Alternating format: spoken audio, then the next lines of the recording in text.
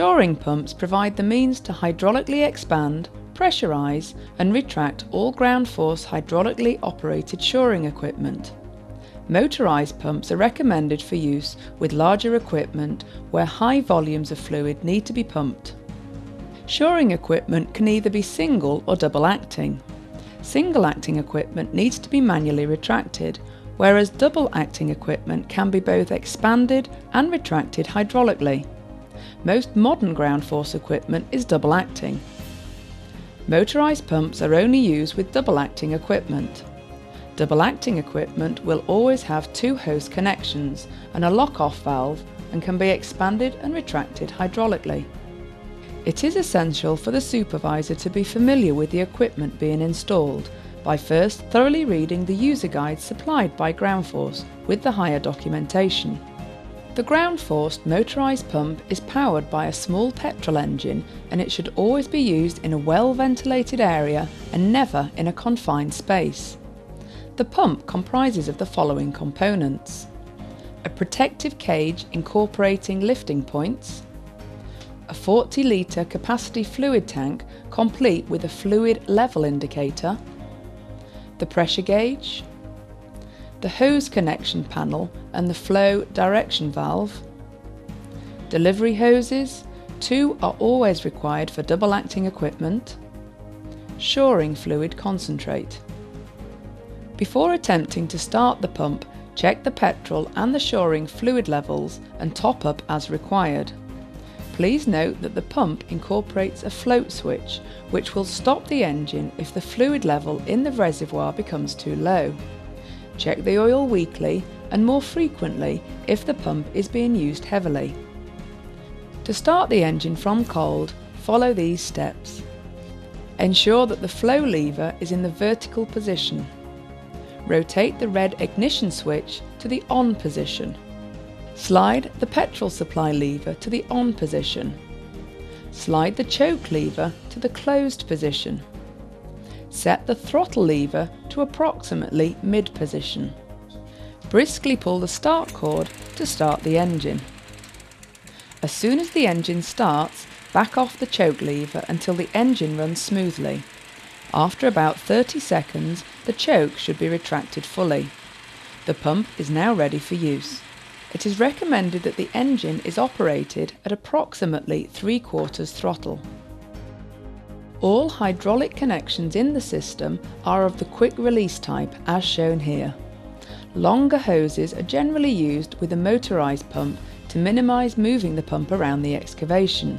Note that 2 hoses must be used for all double acting equipment, 1 hose for flow and 1 for return.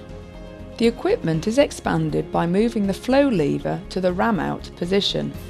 If the equipment fails to expand, first check all hose connections.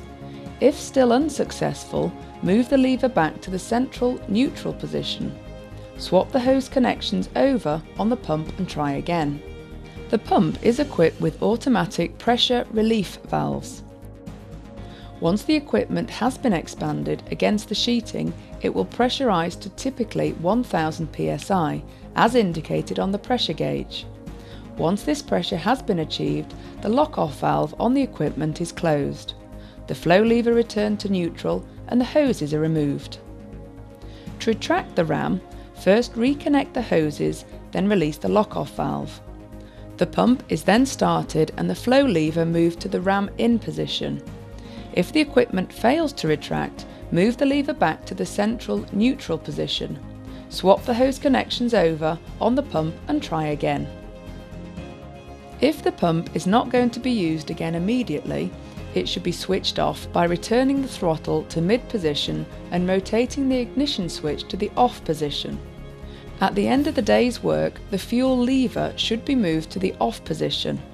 The delivery hose should be coiled up and kept above ground level to prevent excessive dirt contamination. Please observe the following points whilst using this equipment. Ensure that all daily checks are carried out. Position the pump on firm, level ground. Ensure adequate ventilation for exhaust fumes. Use 2 hoses for double acting equipment and ensure that all connections are made correctly. Regularly check the shoring fluid level in the reservoir. Throttle back or turn off the engine between pumping operations. Switch off the petrol tap at the end of each shift.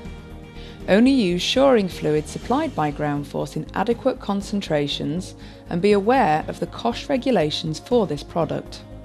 Wear appropriate PPE when operating and filling the pump. Inspect for signs of obvious defects at the start of every shift. Only use designated slinging points for lifting or lift with a fork truck. Do not manually lift the unit. Do not lift the unit without ensuring that all 4 cage anchorage bolts are in place. Do not use excessive force on any of the controls. Do not operate the engine in confined spaces. Do not exceed the equipment installation pressure. Do not allow the unit to run out of fuel or shoring fluid. Do not force the couplings off under pressure. Do not smoke while filling the petrol tank. Do not attempt to adjust the preset controls. And do not use shoring fluid other than supplied by Groundforce. Groundforce Shore Co. Be safe and sure.